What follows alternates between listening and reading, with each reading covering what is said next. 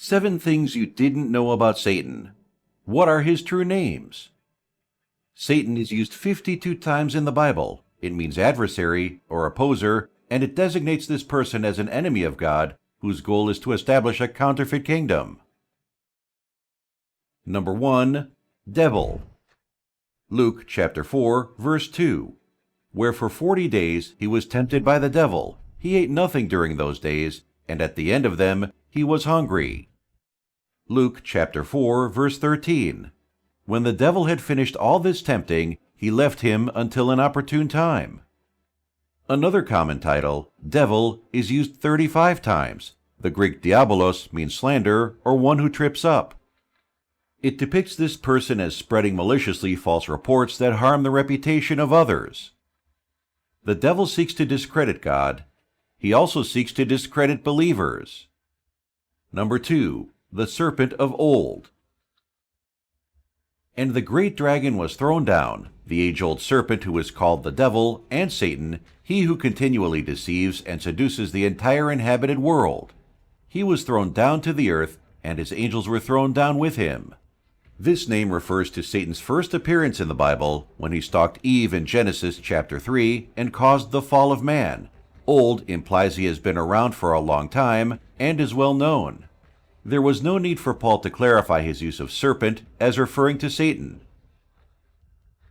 To the Corinthians, he wrote, "But I am afraid, lest as the serpent deceived Eve by his craftiness, your minds should be led astray from the simplicity and purity of devotion to Christ." 2 Corinthians chapter 11, verse 3. Later, in the same passage, he refers to false apostles as Satan's servants. 2 Corinthians chapter 11, verse 13 through 15, Amplified Bible. For such men are counterfeit apostles, deceitful workers, masquerading as apostles of Christ. And no wonder, since Satan himself masquerades as an angel of light. So it is no great surprise if his servants also masquerade as servants of righteousness, but their end will correspond with their deeds.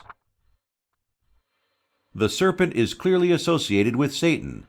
The trait that stands out is cunning deception. Number 3. Great Dragon.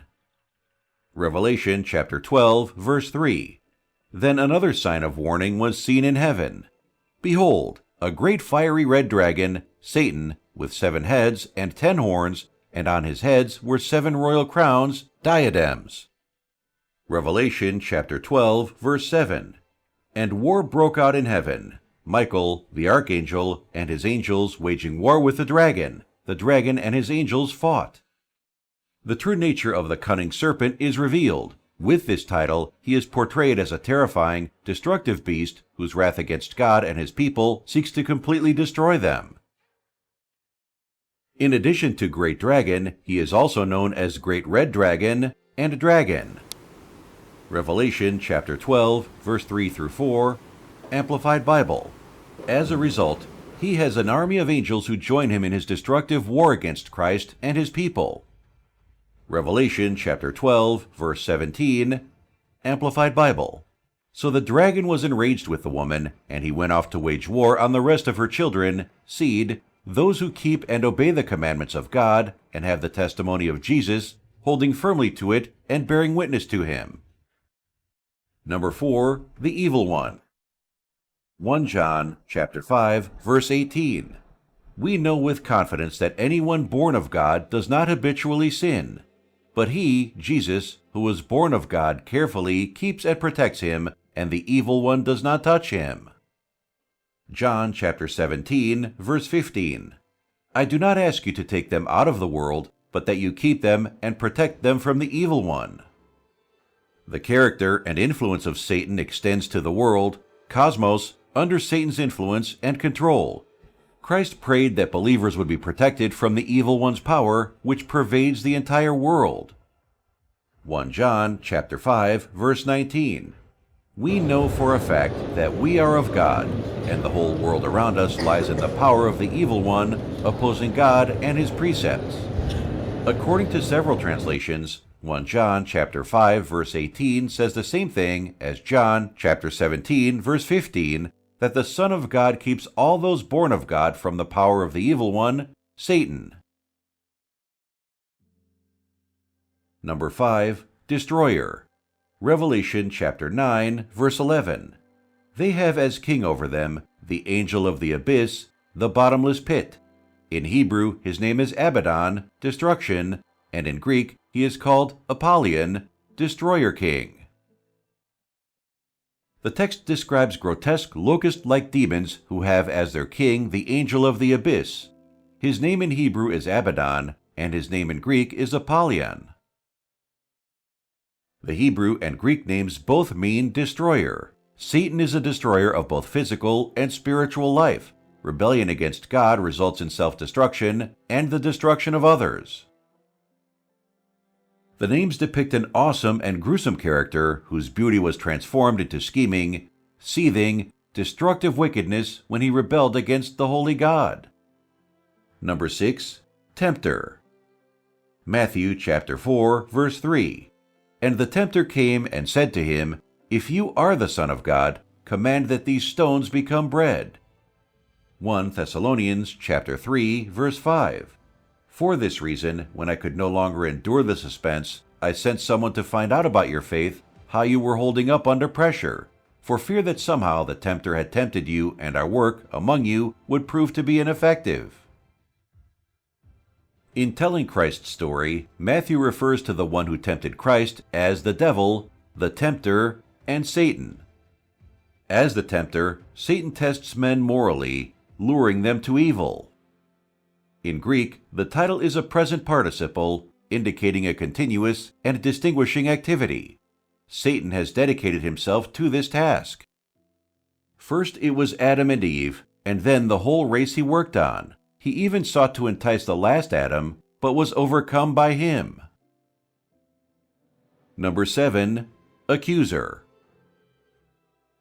Then I heard a loud voice in heaven, saying, Now the salvation, and the power, and the kingdom, dominion, reign of our God, and the authority of his Christ have come.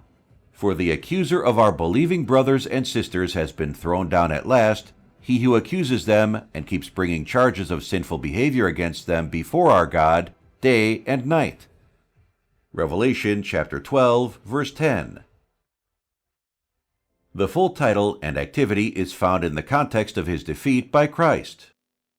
Satan has always done this. He accused Job in front of God, resulting in a spiritual battle in which God's grace and Job's uprightness led to Satan's defeat. Job chapter 1, verse 9 through 11. Then Satan answered the Lord, Does Job fear God for nothing? Have you not put a hedge of protection around him and his house, and all that he has, on every side? You have blessed the work of his hands, and conferred prosperity and happiness upon him, and his possessions have increased in the land.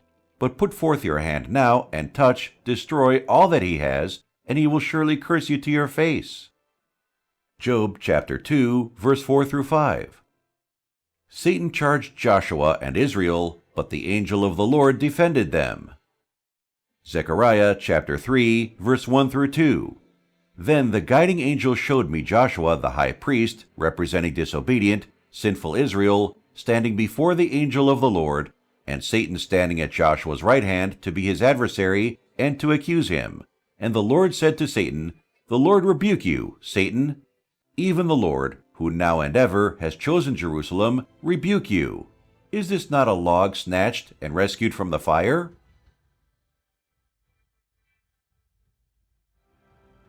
However, Angel Michael fights him. To watch the dispute between the devil and Archangel Michael, click here.